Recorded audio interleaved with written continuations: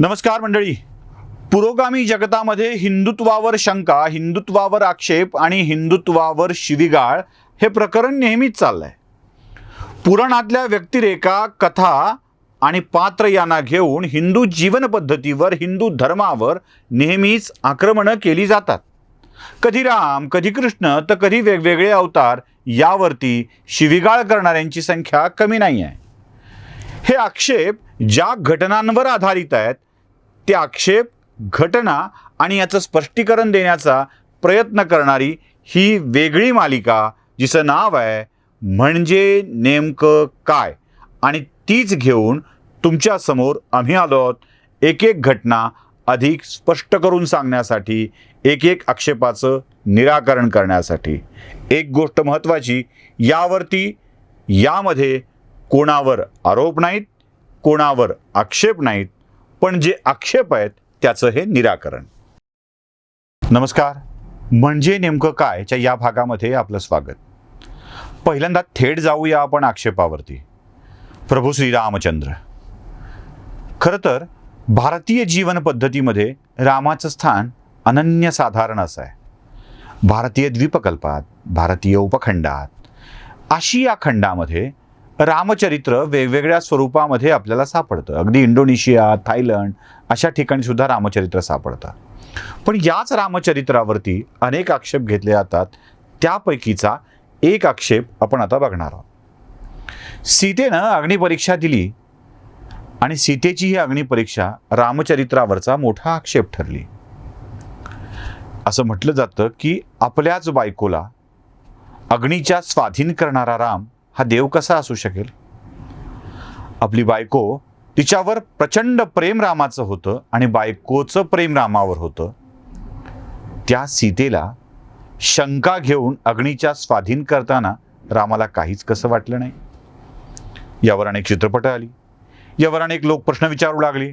अगदी अलीकडच्या काळात अनैतिक संबंध ठेवणारी मंडळी सुद्धा सीतेनंच अग्निपरीक्षा द्यायची का असा प्रश्न बिनबोभाटपणे विचारू लागली.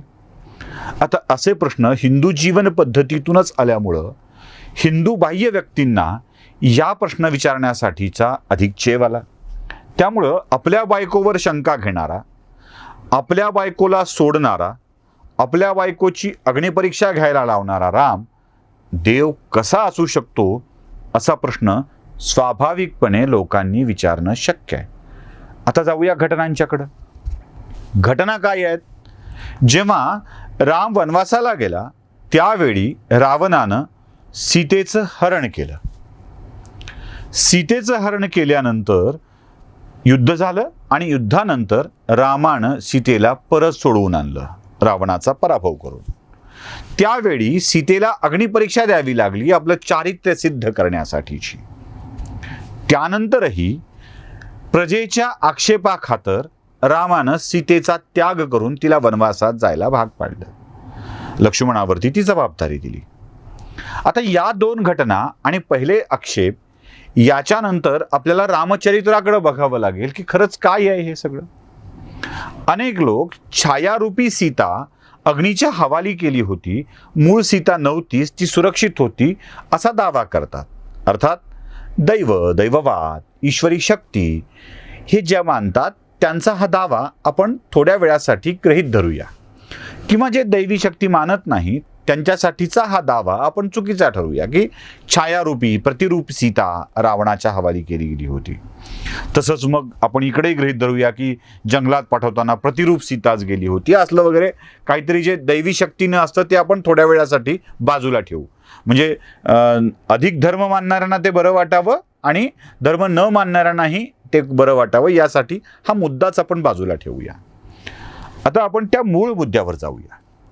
आपल्या नवऱ्यावरती प्रचंड प्रेम करणारी सीता अगदी राजैश्वर्याचा त्याग करून पतिधर्माचं पालन करण्यासाठी, आपल्या पत्नी धर्माचं पालन करण्यासाठी, पतीची सेवा करण्यासाठी सीता रामासोबत वनवासाला निघालेली होती. रामावर निरातिशय प्रेम सीतेचं. आता काही कालखंडानंतर रावण सीतेला जंगलातून उचलून नेतो आणि ती उचलून घेऊन गेल्यावरती तिला काही वर्षाकरता अशोक वाटिकेमध्ये ठेवतो. त्यानंतर घनघोर युद्ध होतं. एका शक्तिशाली रावणासोबत रामाचं युद्ध असतं.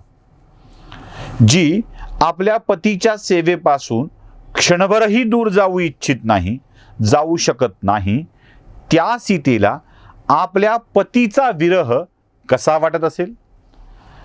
आपल्या पतीच्या शिवाय एखाद्या बलशाली राक्षसाकडे जाऊन राहणं आणि ते चारित्र्याचं भय असणं ही कोणत्याही स्त्रीला एका अग्निदाहापेक्षा कमी शिक्षा नसते.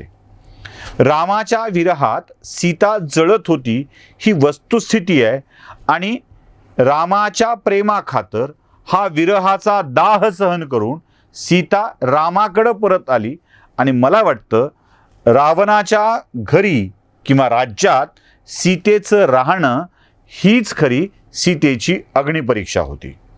आता पुढच्या भागात आपण जाणून घेऊया की रामानं सीतेचा पुन्हा एकदा त्याग का केलाय.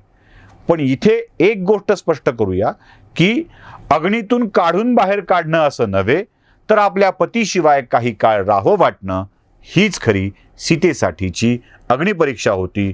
कोणी आग पेटवून त्यातून सीता बाहेर काढली असा दावा करणं योग्य ठरणार नाही. पतिविरह हा अग्निदाहापेक्षा कमी नसतो.